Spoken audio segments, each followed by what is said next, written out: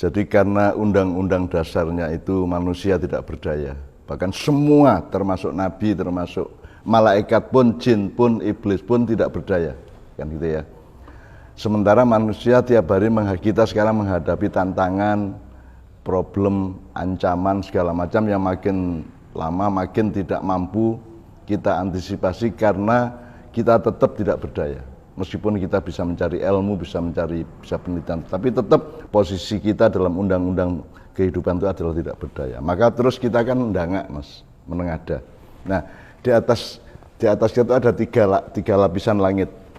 Jadi kita mengada itu karena berharap jangan terpapar COVID, mudah-mudahan tetap bisa menghidupi anak istri saya, mudah-mudahan kehidupan saya tetap bisa sakinah dalam keluarga saya, tetap bisa bisa ya ndak usah makmur amat, tapi pokoknya bisa tidak kekurangan makan gitu loh, tidak sampai kekurangan makan ya. Nah, ketika kita menengada itu ada tiga lapisan. Lapisan yang pertama itu kan yang langsung kita bisa mengakses itu kan mengharapkan atau berdoa.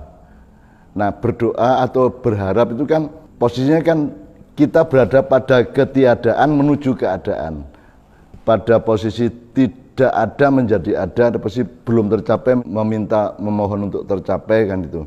Ini adalah perubahan keadaan yang kita harapkan, maka kita berdoa. Nah, di atasnya harapannya ada yang namanya lapis langit yang namanya keyakinan.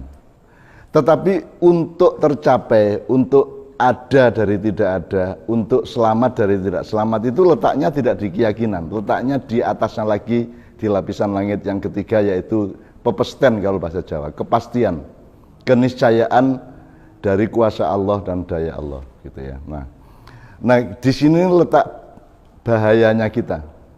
Jadi puncak doa kita itu kan hanya keyakinan.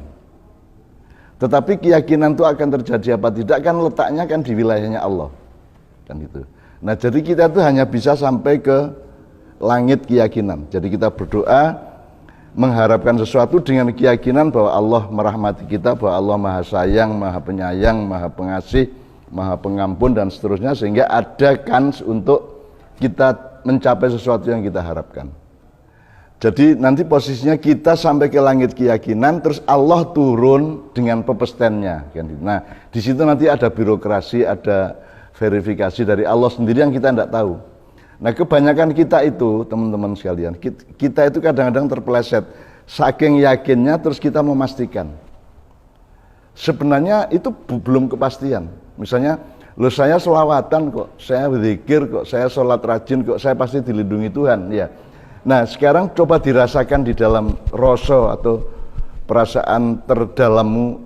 Yang kamu omongkan tadi itu keyakinan apa kepastian? Sebab kalau kepastian itu milik Allah, bukan milik kita. Kalau milik kita itu keyakinan.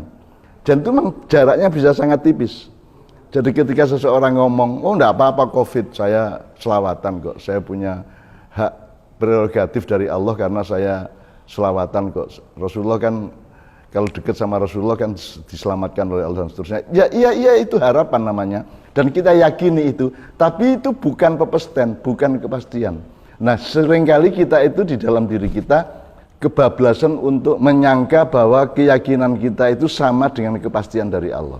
Saya kira itu yang harus kita latih tiap hari, jangan sampai merasakan, memikirkan atau mengatakan sesuatu yang kita kepleset atau kebablasan keyakinan itu jadi kita pastikan, jadi kita sombong. Enggak apa-apa sama COVID, maksud saya kalah sama COVID. Sampai ada Habib mengatakan, maksud Israel kalah sama malaikat Israel kalah sama virus kan gitu. Sampai ada yang mengatakan itu, jadi itu menurut saya yang itu kebablasan dari keyakinan menjadi kepastian. Kalau Allah berhak ngomong seperti itu dan memang pada posisinya, mudah-mudahan Allah turun untuk menggabungkan, menjodohkan antara keyakinan kita dengan kabul atau kepastian Allah.